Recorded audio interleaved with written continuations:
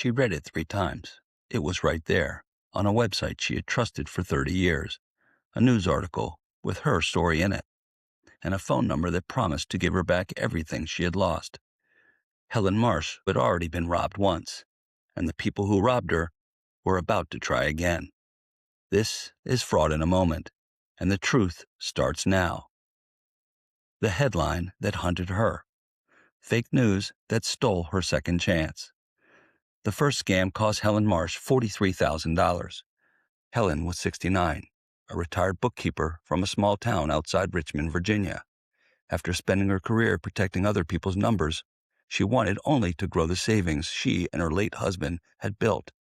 So when a caller offered her a foreign currency trading opportunity with guaranteed monthly returns, she asked questions. The caller had answers for everything. Within 3 weeks, Helen wired the money. Within 3 months, the platform vanished. The phone number disconnected, the website disappeared, and the friendly investment manager who had called every Tuesday was gone. Helen reported the fraud to the CFTC, and the FTC cried for a week, told almost no one, and quietly tried to rebuild. That was 2 years ago. One rainy March morning, she opened the website of her local community newspaper, the same paper she had trusted for decades. Among the ordinary headlines was one that stopped her cold. Local fraud recovery experts help victims of Forex scams reclaim millions.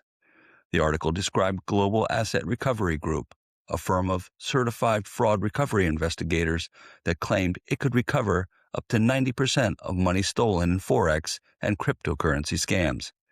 It quoted a senior investigator named David Hartwell, mentioned blockchain tracing, referenced law enforcement partnerships, and included glowing testimonials. It looked like journalism. Helen clicked the link.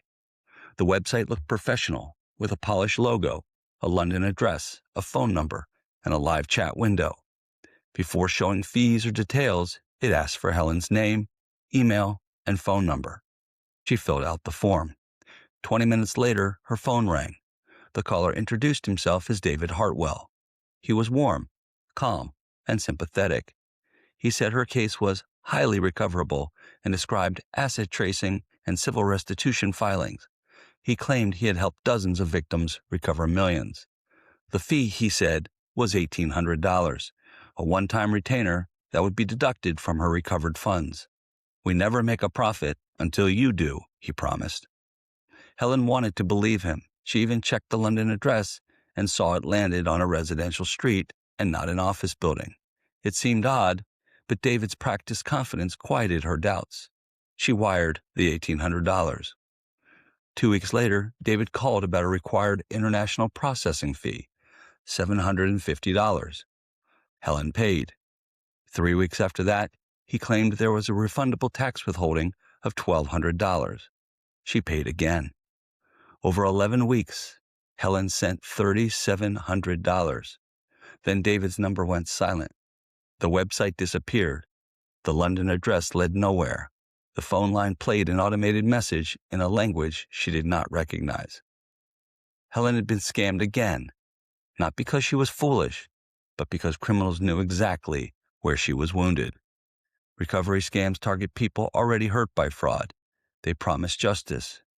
They use professional language, plant fake articles, and charge fees for money they will never recover. What did we learn from this story? Number 1, a news article is not proof. Scammers can place fake press releases on legitimate-looking community news sites. Independently verify any recovery company through your state business registry, trusted consumer resources, and official agencies before responding. 2, do not give contact information first. If a website asks for your name, phone number, or email before showing clear services, fees, and credentials, close it. 3, verify the business. Check the address, phone number, licensing, and online history. A residential address, vague company details, or no clear record are major warning signs. 4, upfront or repeated fees are red flags. Be cautious of processing fees, tax withholdings, clearance fees, or any new payment request after an initial fee. Stop before sending money. 5, Real restitution comes through official channels. Government agencies do not start recovery claims through ads, pop-ups, chat windows, social messages, or surprise phone calls. 6. Inside details do not prove legitimacy. If someone knows how much you lost, your name, or the original scam type, your information may have been sold. Treat that as a warning, not proof. 7. Call someone you trust. Before acting on any recovery offer, talk to a family member, your bank, or a trusted fraud resource such as the AARP Fraud Watch Network helpline at 1-877-908-3360. 8. Report and protect yourself. Report suspicious recovery offers to reportfraud.ftc.gov, cftc.gov/complaint, and your state attorney general. Helen's story is a story about trust and how expertly criminals exploit it. They did not find Helen by accident.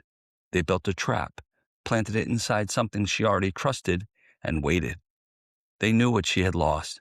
They knew what she wanted, and they gave her just enough hope to open the door. The news is not always news. The website is not always real, and the person who says, "We can get your money back," is almost never the person who can.